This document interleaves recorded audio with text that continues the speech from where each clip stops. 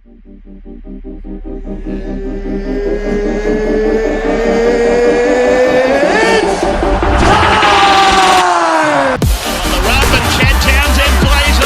plays to the whistle, kicks away for Valentine. Townsend!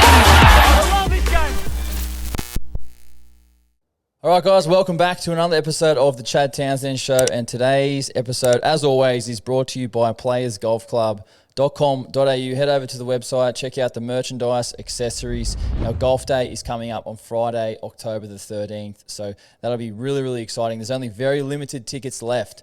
We're at near full capacity. So it's going to be 120 golfers all vying for the coveted prize, the cup. We've got some awesome prizes. It should be a ripper of a day. Playersgolfclub.com.au. On today's episode, we are dissecting the NRL Grand Final. And as always, he joins me again, Elliot Lovejoy from Triple M, mate. Thanks for coming. Chad, a pleasure. A grand final I don't think we'll forget anytime soon. I know people are saying, oh, it's the best ever. I don't know if I can call it that, but I certainly think it's from the era that I've watched, probably top three.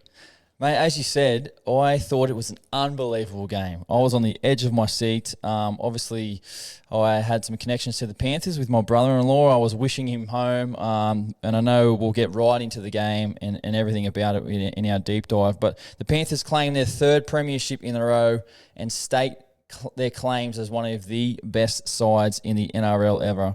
Mate, let's go from the very start.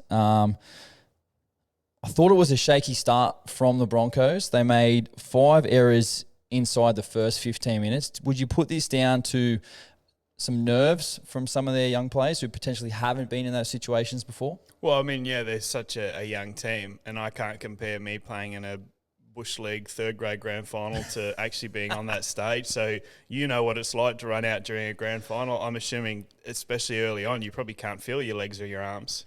Definitely. I just...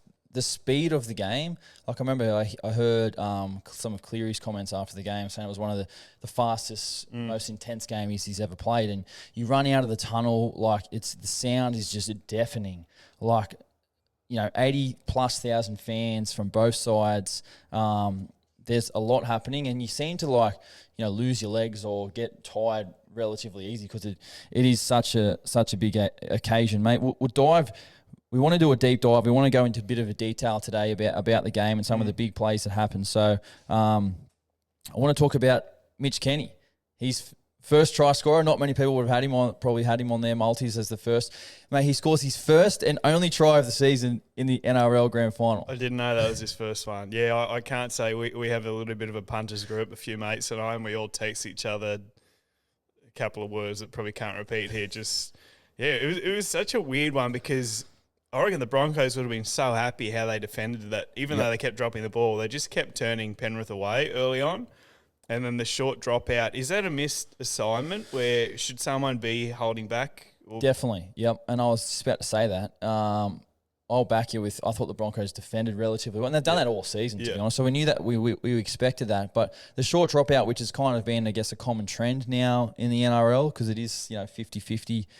It'd be good to actually see the actual stats of the season, what percentage it was at for teams that get it back. But the Broncos go short, and Mitch Kenny, he deserves a rap for this because I've got no doubt the Panthers would have spoken about this and been on their high alert with Reynolds. We've mentioned some of his kicks previously in the final series. He goes short. Kenny's lined up in the hooker position in the middle, and he just goes on a bit of a trot, a bit of a jog, and keeps moving just in case the Broncos tap the ball back. They tap it back. It falls in Kenny's lap. So props to Mitch Kenny, and I agree with you. I don't think many people would have had him as their first try scorer. Mate, I've got a stat for you, and I don't think you're going to believe this, but the Penrith Panthers made 1 error in 80 minutes of football, 97% completion rate. What do you give me your thoughts? I knew at one stage they were perfect, let's say through the first 20 minutes or something like that. I thought, geez, that's a reasonable start. I didn't realise the whole game. Unbelievable. Well, Mitch Kenny would be their one and only error in the first half. I'm pretty sure it was at the 22nd minute mark. But that's what wins big games. Ball control, possession, and that's what the Panthers do. They choke opposition teams to death with their discipline.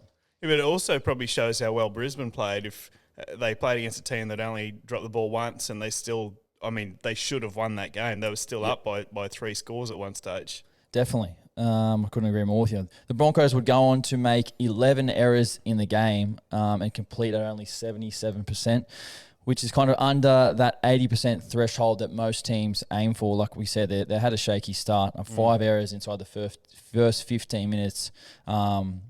And you hear people quite often say that defense sucks a lot of the juice out of you and forces you to exert a lot more energy. So usually the team that makes more tackles usually loses the game. That's one for you guys to keep an eye out on.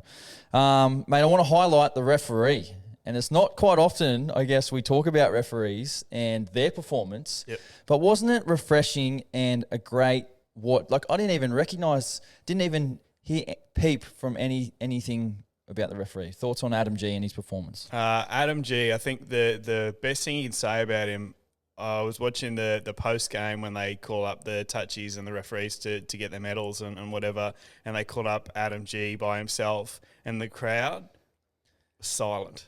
There was no booing, there was no jeering, there was no nothing. That's when you know you've done a wonderful job. It's like, and I know that we reference NFL a lot, that you talk about people on the O-line, the protectors. When they don't get talked about in a game, it normally means they've done their job. Same with the referee. Yeah, he let them play. There was a couple of sort of innocuous ones where guys tried to stay down and whatever, and probably props to the bunker too. They just let the game flow.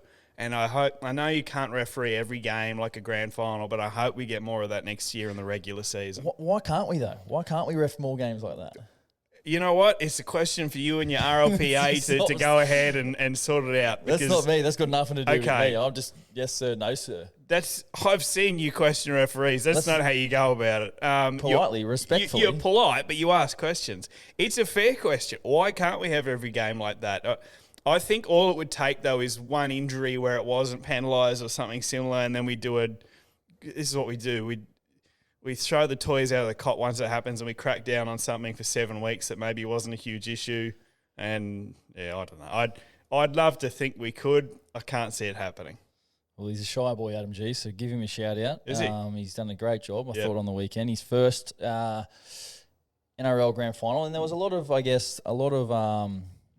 discussion about his appointment as well. Obviously, some of the other senior refs had made some notable errors during the final series, and it was always going to be a big talking point. But he did do a tremendous job, so well done to Adam G. The Panthers would go on to kick a penalty goal to take their tally of points to 8. But then the Panthers would give away a penalty for holding down. It gives Brisbane some good field position, and this is kind of what is so important in the ebbs and flows of a game, controlling that field position, not giving away penalties to give the opposition team, attacking field position on your try line, because the stats say if you have multiple sets attacking a try line, eventually you're going to score. So I want to talk about the Broncos' first try, which came very late, right on half time. A few offloads in that set and a change of angle from Reynolds and Farnworth, and we spoke about them changing angles last week in the preview. But Farnworth skips back across field, gets a really quick play the ball, and allows Tyson Smoothie to jump out over the advantage line. Flegler punches a hole right next to the post. What did you make of that set of play? A couple of things, and Tom Flegler had a career year. He'll be missed next year for them. Yeah, he will. And I don't know where you see his improvements this year, but he's made a mighty jump. I don't know whether it's his hole running as well as his ability to run hard and tackle hard.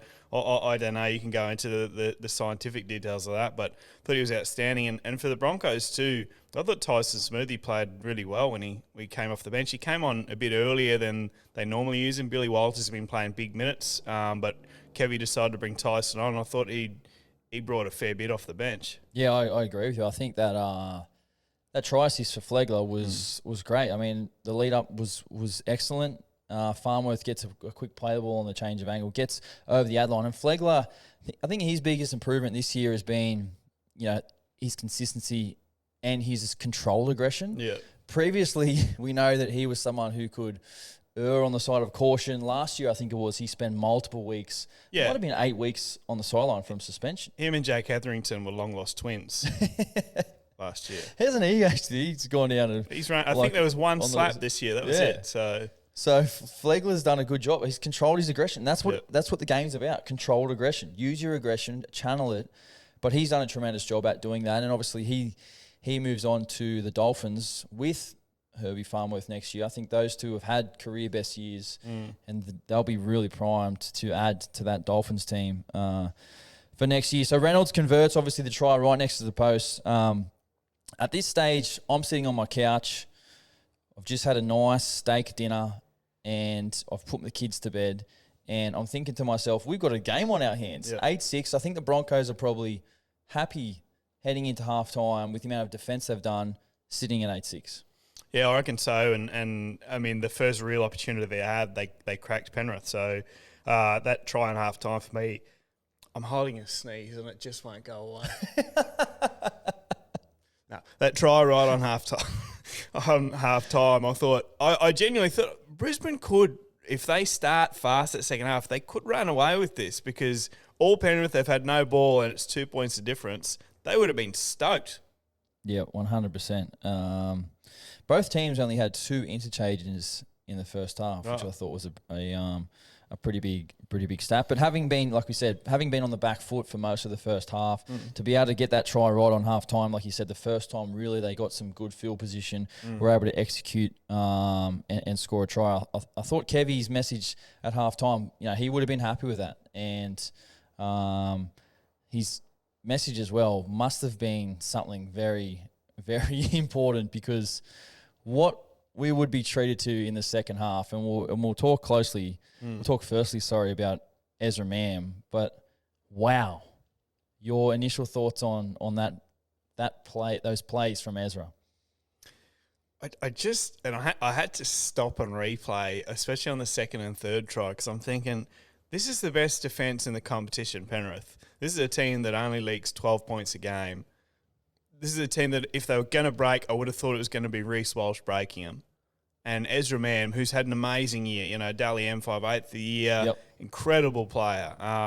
Arguably at the moment, if Cam Munster's out of Origin, he's fighting Tom Dearden for a spot in that Queensland side. Yep. And I just thought, how the hell is he picking them apart? Which, with what looked to me like the same play all 3 times. Was it just similar with subtle variations? I know one of them he went through Tungor and I think maybe Lindsay Smith. Correct, that was his first one. Yep. One of them where Nathan Cleary shot out of the line, which was unusual. Yep. And I think another one where he might have gone straight past Isaiah Yeo, one of the best defenders in the competition. Yeah. So we'll break them all down actually, because I've got them all here. And the first one was, like you said, he got a 1-on-1 with Lindsay Smith. So he's done this really well all season long. He looks up, he sees a big man in front of him, right in front of him. It's 3 versus 3 in big spaces. So what does he do? He calls the overcall, which is like, give me the ball, my ball.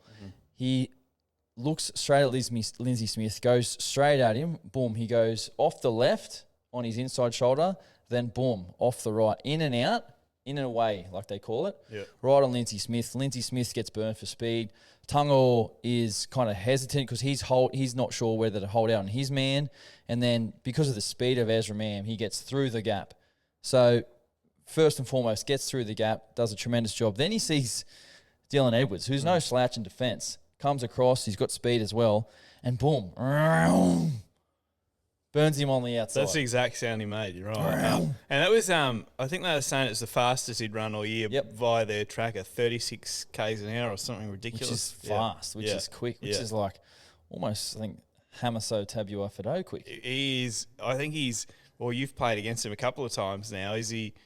When he's in the backfield like that, do you notice that speed? 100%, definitely. Yeah, he's one of the quickest. I think he's not the biggest fella. Yeah. Respectfully, he's not the tallest.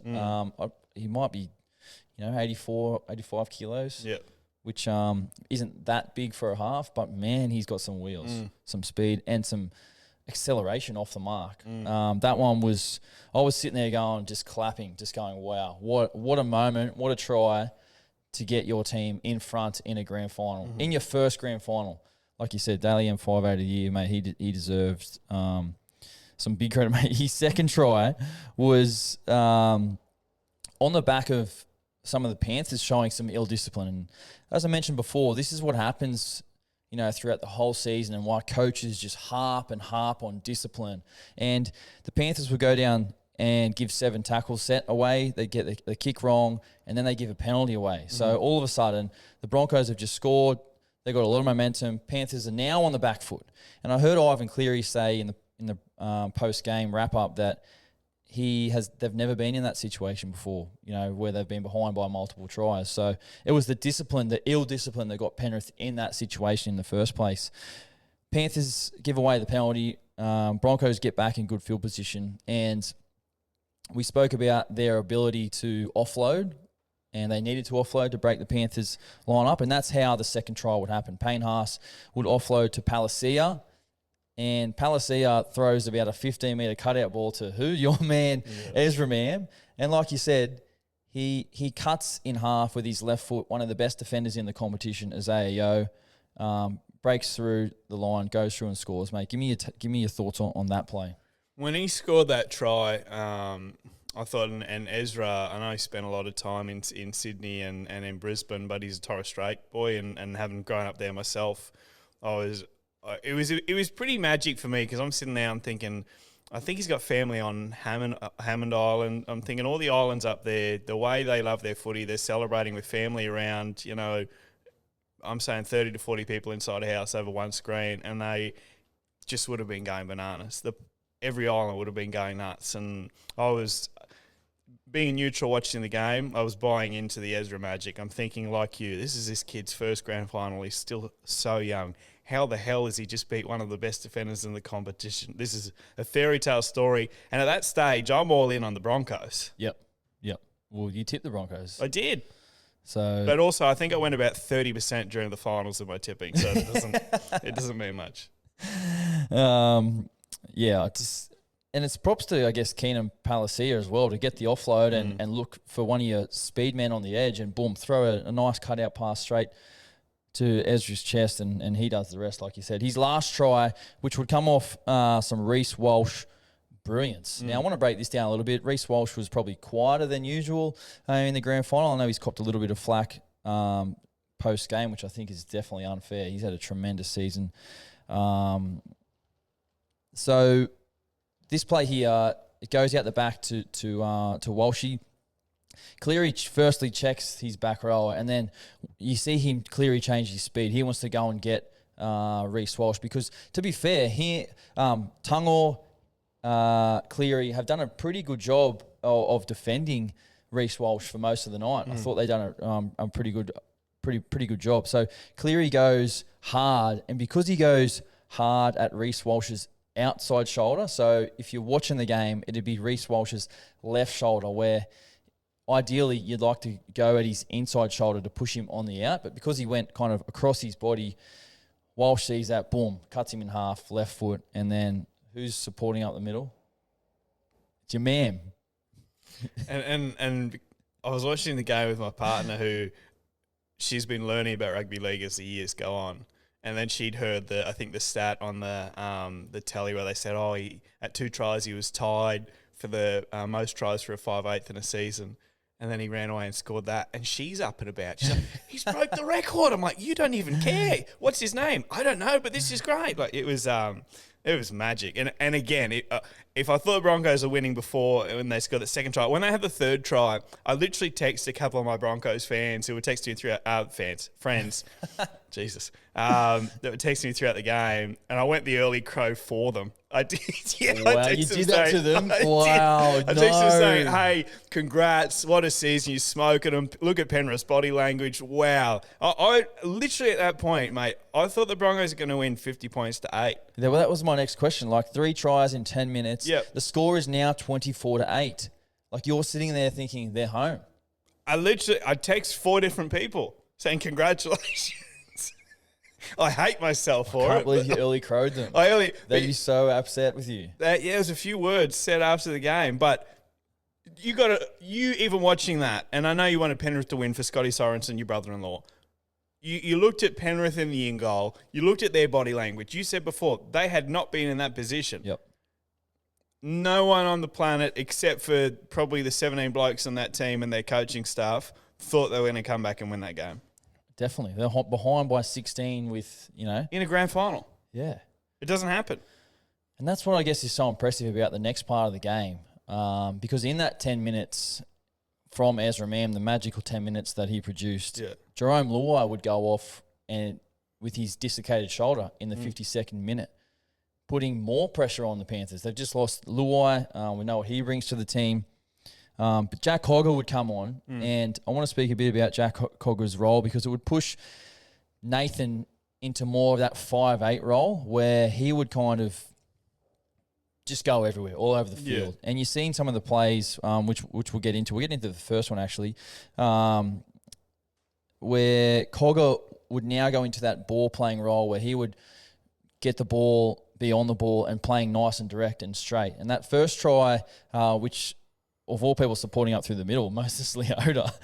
So let's break down the play. Cogger gets the ball off the ruck. He goes nice and unbelievably nice and direct and straight. And defensively, Kobe Hetherington, if you pause it, like he comes out of the line and Kurt Capewell is a step back.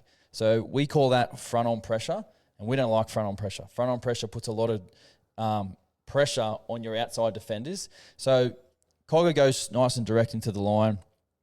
Hetherington puts front-on pressure. Capewell is forced to check that lead runner. Then I don't want to get too technical, but no, I love the technical. It is by the way. like it's if Hetherington had stayed in a line with Capewell, it would allow Capewell to sort of check his man and then release. But because Hetherington is in front of the line a little bit, Capewell has to sink in a little bit more. That gives Cleary a lot more time out the back, and it's just like half a second where Capewell checks the lead, Cleary sees a gap, and he just pins it. Goes straight to the gap. Ezra Mam was worried about his man on the outside. He goes straight through, and like I said, Leota, of all people, the big fella, up supporting through the middle. I think he just come on from his spell, but wasn't he astronomical, Moses Leota, this season and also in the game? Yeah, there was a couple of moments from him. The first time when he put Pat Carrigan on his backside, which I don't think I've ever seen anyone do that to Pat Carrigan. And props to Pat, he got up laughing and went at hammer and tongue again. But yeah, that bit of support play was funny because I'm watching it and I'm thinking, oh, you know, that's Tungo coming up the inside. I'm like, geez, Tungo's been juicing. Like, he's so much bigger than I remember him pre-injury. Oh my God, look at the arms. And then I realised it was Moses Leota. Thinking, what the hell is he doing there? And then he showed good wheels too to get to the line and improve the kick. Good wheels for a big man. He looked a little bit awkward, like running around for a big fella. Like usually you see someone with speed and grace and a nice little dive. But he gets the job done, Leota. He ran for 163 metres. Huge. Such a good player. Such a good player. And him and Fisher Harris, like, starting front rowers for New Zealand. Like, they're 1-2 punch. Unbelievable. We got that the Battle on the Reef event coming up this weekend, the boxing event with a whole host of NRL stars. I'd love to see Leota or Fisher Harris in that one day. Yeah. You know, they're probably going to be busy winning grand finals for the next 10 years, but, you know, in a time where they maybe don't make a grand final, I'd love to see Leota throw them in a controlled environment. Oh, I would back you. I would love to see that. I just don't know who would want to take him on. Maybe Leota, Junior Paulo. That would... Yeah, Penrith versus Para. The local derby, yeah, Western derby. That'd be good. So the Panthers would score their first try, of the first of 3 tries in the comeback, obviously set up by the line break from Nathan Cleary and the try assist. On the following set, the Broncos kick off. Nathan Cleary, 40-20 on tackle 3. Your thoughts? How hard a skill is that particular kick? Because it almost looked like the reverse banana. Yeah, the hook back, Yeah, the way he snapped the ball. And you mentioned how he made a split second decision before to when Hetherington came up. Yep. I don't know how much that was preempted either, whether he did it spur of the moment. The man's a genius. Yeah, definitely. So for me, it's usually... I don't want to give this away, but I will. So if our first carry gets kind of around that 20-metre mark, and if you kick off and you keep someone inside the 10, like that's a win for the defence. If you kick off and that player gets to the 15, between the 15 and 20, like that's a win for the attack. So the kickoff is so important. If you get that first one to the 20, so it's tackle 1, the second one to the 30, and then, or even the 35, and then the third one, you're inside the 40 on the front foot, boom, tackle 3, you can go for it. But that kick from Nathan was unbelievable. The balls to go for that in such a big moment. If he doesn't get that, they kind of lose probably a little bit of the momentum. Brisbane get a break. Brisbane get a bit of a break. They get the ball back. But the hook back, like you just said, it's a difficult kick to execute, but he done it so well. And he's dropped. If you see the ball, he hits the ball. Usually you drop the ball straight on where the top and the bottom is here. But the ball is leaning like that. He kicks it that way. So it hooks back over to the left. Reece Walsh is tracking to his left, to Nathan's right. Obviously, with Nathan's a right foot. He hooks it back. It's one of the hardest for the fullbacks to defend because they're just trailing across with the game, and all of a sudden he hooks it back. But I want to talk to you about the difference of playing when you're in front to when you're behind. So if you're in front, right, in a grand final is such a big game, you're kind of just like, we need to hold on. You play a little bit more conservative. You might not offload as much. You might, be a bit more conservative with your kicks. But if you're behind, it's like, man, we need to go balls out. We need to go and send it. And I felt that's the mentality that Nathan had at that situation, at that time of the game. Would you agree? Yeah, I mean, I know there's so much more to unpack through his performance, but he quite literally put Penrith on his back at that point. And when he kicked that 40-20, I thought, geez, I wish I hadn't sent those texts to my friends just yet. There's still, 16 minutes to go. I thought, the early crow. yeah, have I cursed them?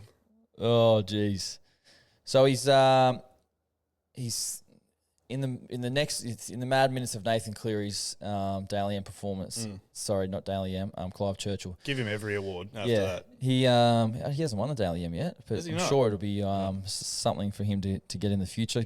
Makes a line break, try assist. Next set, 40-20. Next set, they kick the 40-20, and again, Cogger stands up, plays nice and square into the line, goes out the back to Cleary, who, like we said, had swapped that role with Cogger when Luai was off, because usually it'd be Cleary passing to Luai.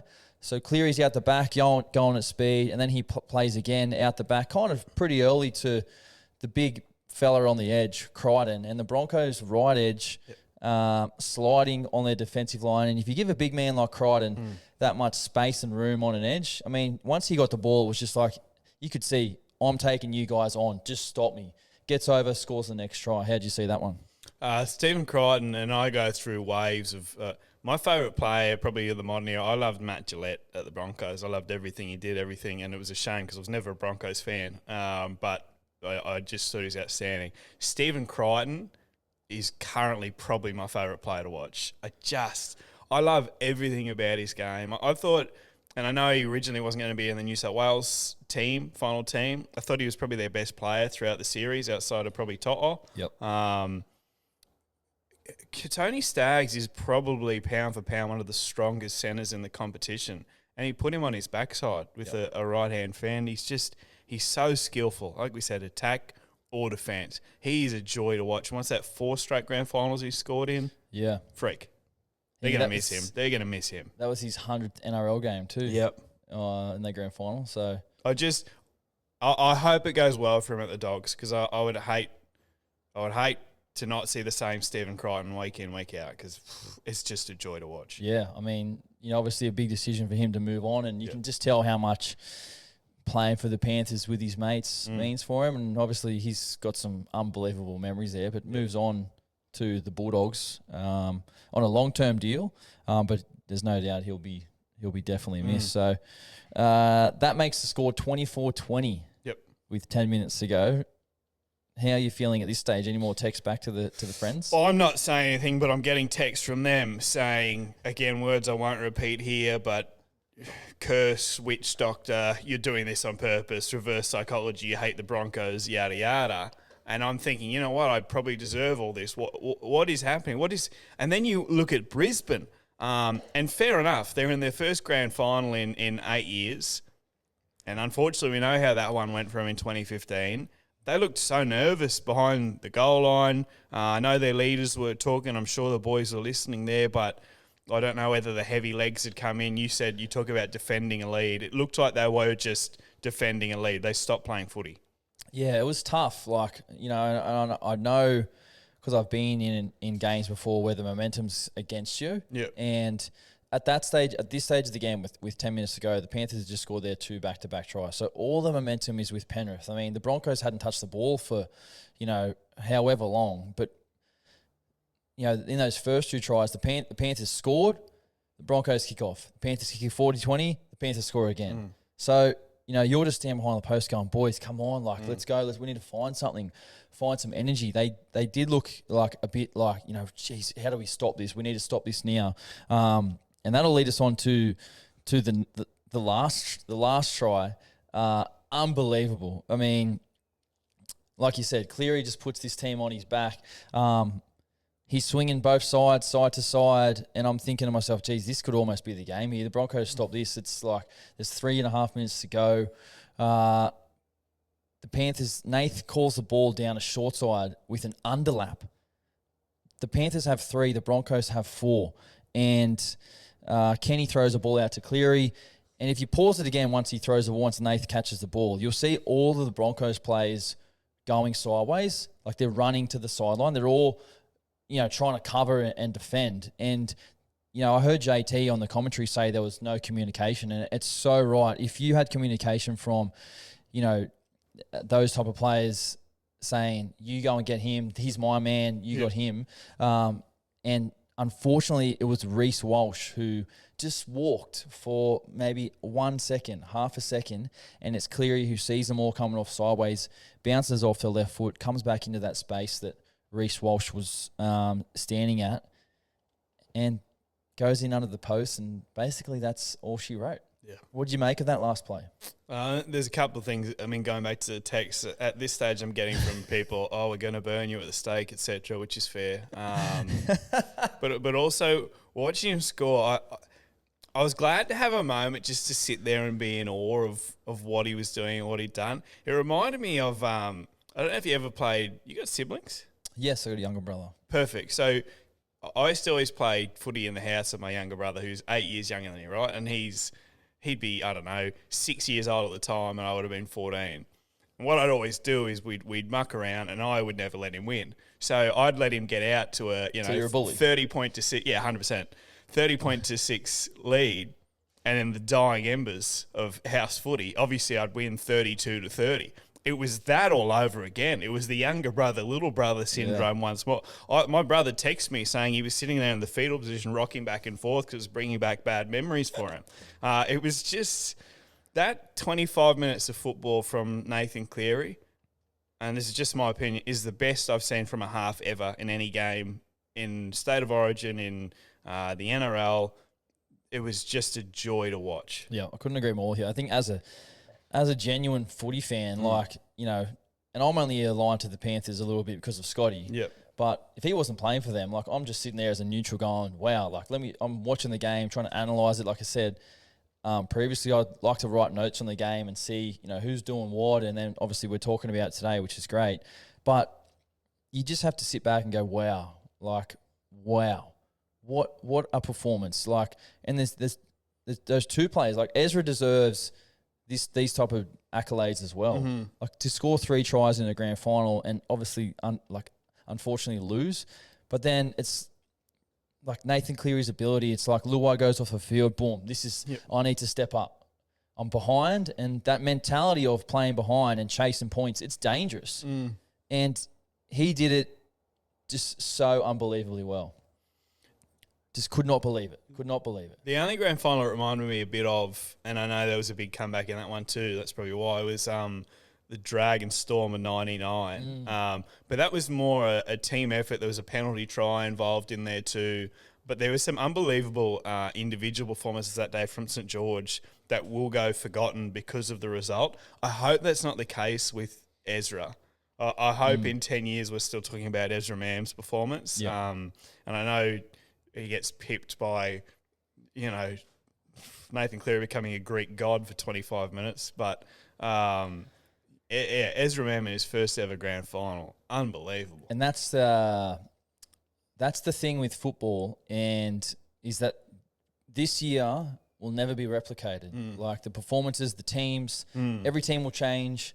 one thing I've learned in footy is that just because you have a successful year one year, it doesn't guarantee you that you're going to have a successful year the following year. Yep. I mean, we obviously learnt the hard way this year of the Cows. But that's, again, what's been so impressive with the Panthers. Yeah. You look at this 3 in a row in the NRL era, they call themselves the undisputed champions. Like, Fair how enough. can you kind of disagree with that? In the salary cap era, when, you know, there was so much talk at the start of the season about the Panthers losing, you know, William and Kikau and Api Coruscant, and, you know, they're no slouches. They're big name players, big game players, and they just fill those voids like the guys weren't even there. And it makes no sense. Like, Api Coruscant, I still think is the most skillful 9 in the competition. I think he should be the first pick for New South Wales when available. To lose him, to lose William Kikau was in the best form of his life last year. And to have blokes like Scott Sorensen step up, to have blokes like Mitch Kenny step up, my tipping sucks. I tipped him to come 6th or 7th this year.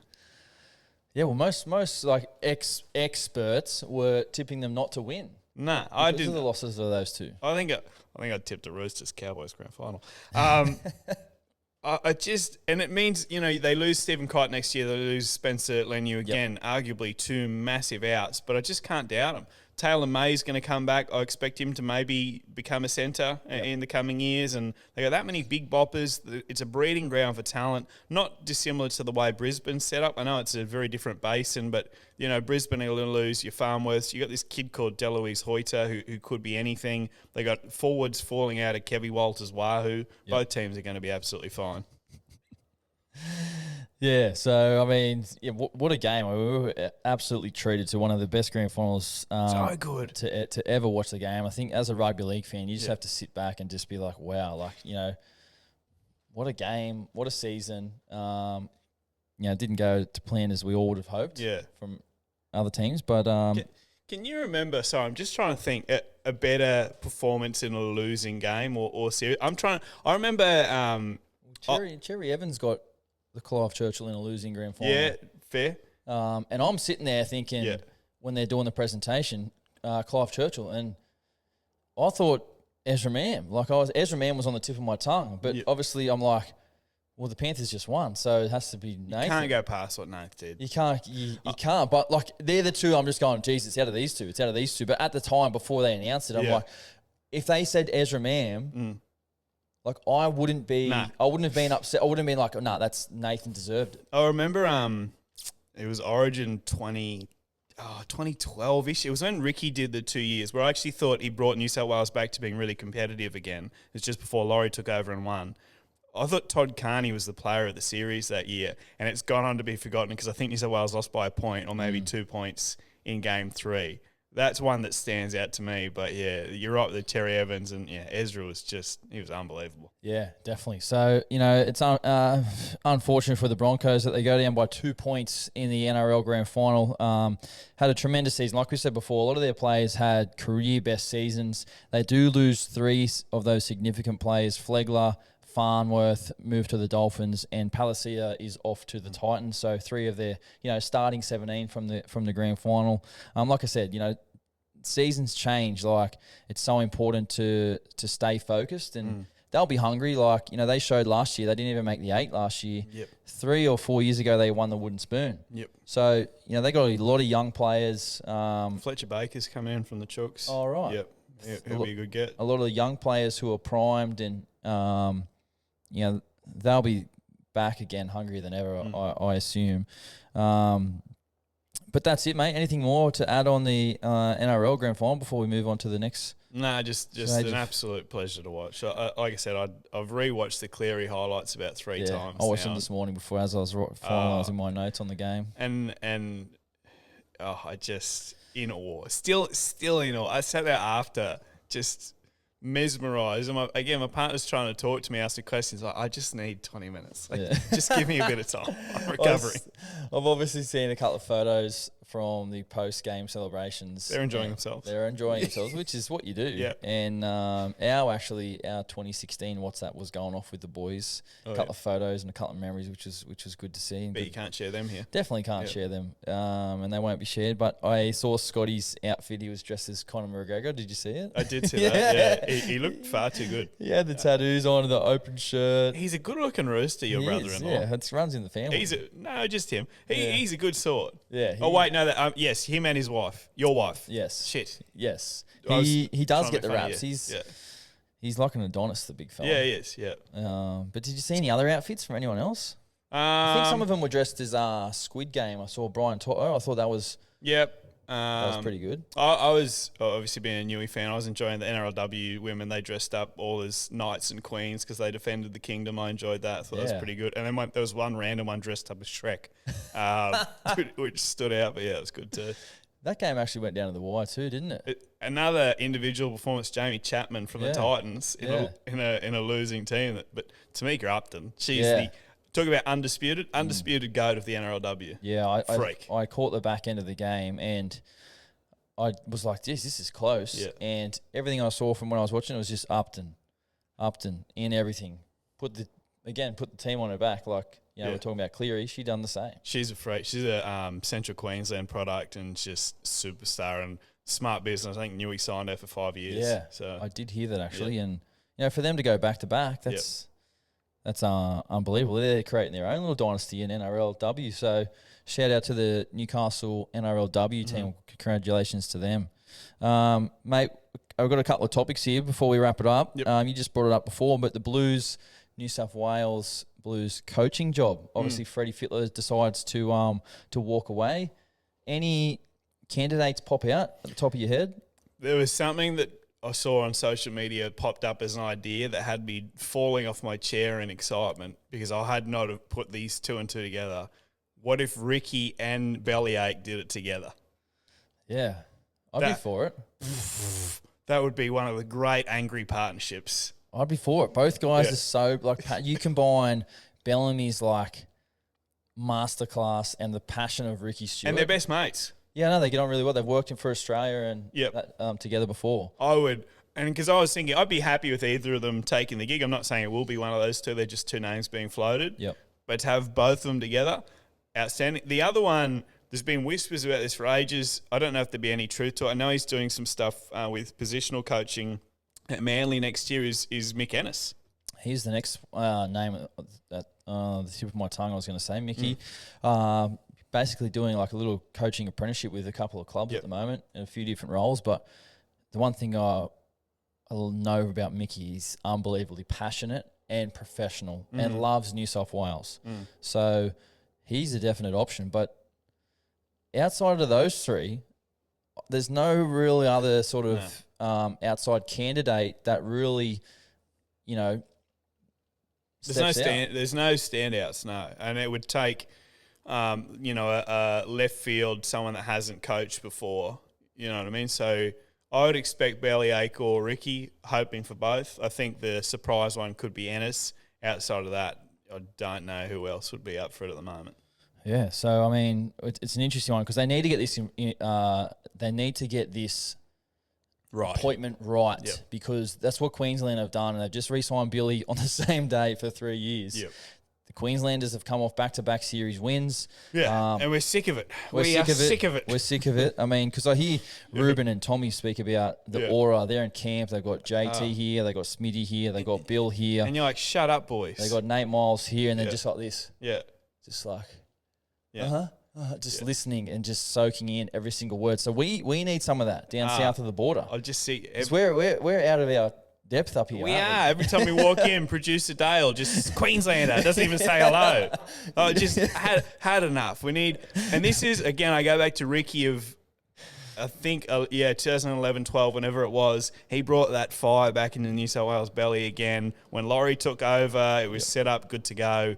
Freddie did a really good job. Obviously, it's his time to move on. We need someone that is going to put that passion back in New South Wales again. I agree with you. All right, let's finish off today's podcast with some sports trending topics, and we'll get through these pretty quickly to wrap it up. Yeah, mate, your thoughts on the Swifties Taylor Swift and Travis Kelce getting a lot of airtime at the moment. Yeah, I hate it. You hate it. Yeah, but it's because I'm a flog. I don't like when I already like someone and they become hot topic of mainstream everything, and that's what Travis Kelce is. I love it. I just think it's probably pissing off a lot of NFL fans because of how many times they pan up to Swift Taylor in the box But it's bringing eyeballs. It's like I'm hearing stats of like ticket sales have gone up by 50%, and searches of Kelce in the NFL and Kelce's Instagram and his podcasts have been gone up 30%. It's like this is the Swift effect. Yeah, I was reading his jersey sales up 400% as well. Jersey sales, like have you seen the trend on TikTok where the partner of the girl is like saying, she baits the partner and says, "Oh, you see, like Taylor Swift put Travis Kelce on the map," and then all the males are all like, "No, Travis Kelce put her on the map. He's already a Hall of Fame tight end." Lindsay Collins got done with it by his partner. I did see that actually. I thought it was absolutely hilarious. I loved it. That was pretty funny. I did some good friends of mine do a really good radio show across the country. Jimmy and Nath, they're on the Hit Network, and I did a spot with them the other day on who's Taylor Swift, what's the NFL, explain it to Swifties. I think we spent 5 minutes on why is it called a tight end, and that's as far as we got. So, yes. We won't go into what that is. No, it's difficult. All right, next topic. Collingwood win the AFL. An unbelievable game. I watched it. We both tipped Brisbane. Which we got way wrong. But the Magpies, I think it's the 16th flag. The coach has a baby on the day of the game, calls the little girl Maggie. What a story. Yeah, I don't know much about AFL. Bobby Hill was a joy to watch, the Norm Smith medal winner. I thought he was outstanding. And the Dacos boys, again, not watching much footy. I don't know much about them, but that Nick Dacos, geez, he can play. I didn't realise Scott Pendlebury's still floating around. Yep. He was great too. Yep, couldn't agree more with you. All right, the next topic is, actually, just quickly, who had the better entertainment, NRL, the Tina Turner tribute, or the AFL? Kiss. I know people love to bag. I actually really liked both. I think if you had to judge, you go Kiss first, then the NRL. People love to bag the NRL over their choices. Why? I thought it was great, the Tina Turner show. And then the only thing I'll say is the halftime of the AFL, Hunters and Collectors are an incredible band. Who in the hell thought it was a good idea for them to do an acoustic version of Holy Grail? Yeah. It was such an exciting grand final, and I found myself falling asleep during halftime. Give us the full hog. Come on. Yeah. Do it properly. Yeah, I agree with you. I thought I thought Kiss is great. I mean, they're mega rock stars. The Kiss. The Tina Turner tribute, what she's done for the game and the song, simply the best. It's iconic with our game. People always say it, and it's true, NRL fans won't be happy unless they get Jimmy Barnes, and when they get Jimmy Barnes, they complain about Jimmy Barnes. No, I thought that show was incredible. I thought the dancing and all that, it's not something I know much about, quite obviously, but I thoroughly enjoyed it. What I did like about the Kiss performance was the little kids dressed up as Kiss on the stage. I thought that was a really cool touch. Yep. All right, lastly, the Aussies are playing the one-day Cricket World Cup. I'm not sure exactly when it kicks off, but... Can we win it? Can the Aussies win it? I don't think so. Not in India. I think it's pretty... Prime for India. Indian wickets. Yeah, India are very good at crumbling under World Cup pressure. Yep. I hate to do this. I think England win it. Yeah. Yeah, that England short format team been unreal for quite a few years now. I think they're going to go back to back. The Aussies got a few things to fix out, and we're just leaking runs. I think we... as we record this, we won a warm-up game against Pakistan, but we still leaked, I think, 340 runs or something like that. So I'm hopeful, but I reckon England do it. Regardless, I'm excited to see... Late night watching. Who stands up. Late night, you're all about the late night, aren't you? I love it. All right, the Ryder Cup. Did you catch any of the Ryder Cup, mate, over the weekend? All I really saw, because I was trying to keep up with all the other sports, I pulled an all-nighter on Sunday, by the way. Grand final into the Falcons game at 11:30, into the Bucks at 4 a.m. It hurt. Yeah. So I didn't get a lot of golf in. I did see the old bloke that looked like Santa Claus that just ran across the green and jumped in the water. I enjoyed that. Saw that too. Why is that a thing in golf? I don't know. It's just like Their version of streaking? yeah. Okay. I don't know. It's different. It was different. I love the Ryder Cup because it's like it's a teams event, and they're so passionate about obviously America's representing America, Europe over Europe, and there's a little bit of banter over the weekend, a little bit of back and forth. Europe won. Europe won. Yeah. They've won. I think they've retained the cup in Europe because it happens every 2 years, but for a long time. I'm not exactly sure of the stats.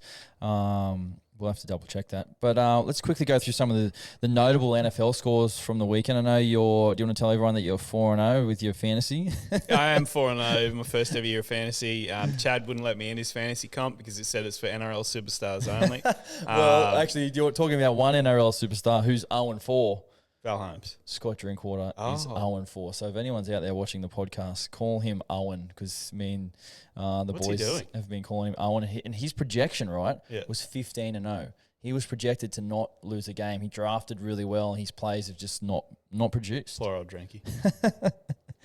All right, as you said, the Jaguars 23 over the 7 Falcons. The Lions beat the Packers 34-20. Dan Campbell doing a great job, isn't he?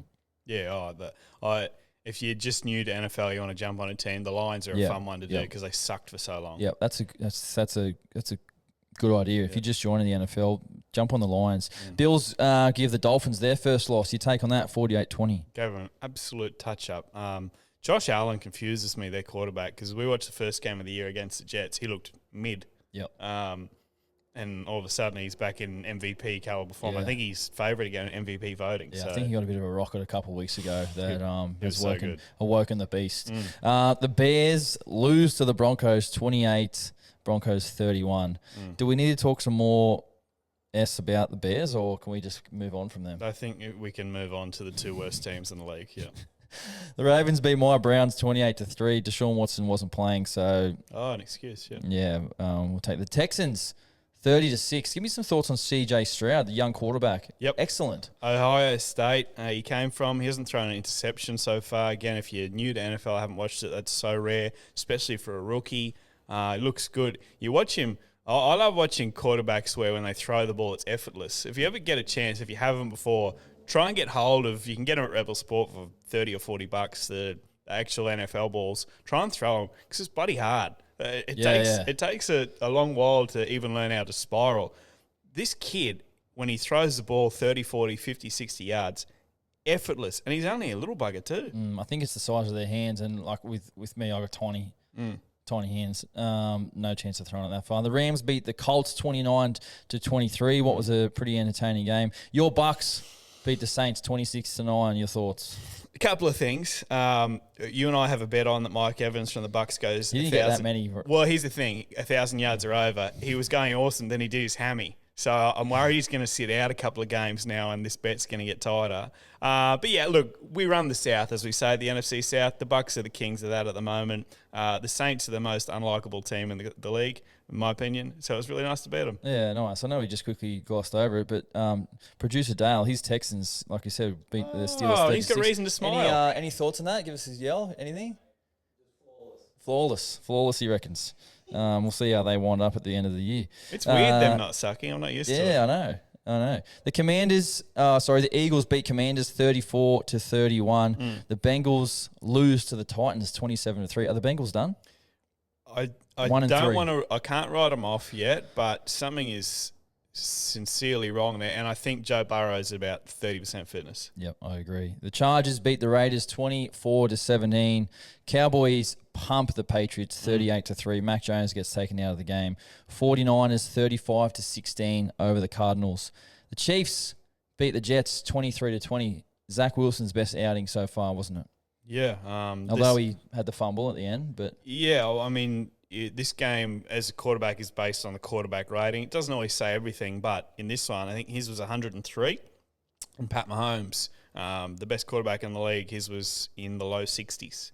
Pat actually had a pretty off night, but yeah, Zach was outstanding. And I think they play someone that stinks this weekend. I can't remember who, but I expect him to. I had to this week because I got Herbert, and they got a bye, the Chargers, I had to bring in a new quarterback for the week side. Zach Wilson, come on down. Oh, Get me to geez. 5-0, baby. Oh, jeez. And the last game of the week was the Seahawks beat the Giants 24-3. So that's it, guys. Hope you enjoyed the comprehensive NRL Grand Final recap. Elliot Lovejoy, thank you so much for coming on again, mate. Thanks, Chad. Nice shirt. Yeah, thank you very much. We might just give that a bit of a look on the air. Bring back the biff, ladies and gentlemen. If you're watching on YouTube, make sure you subscribe, like, drop us a comment. We really do appreciate it. And as always, we'll see you guys on the next episode. Let's go.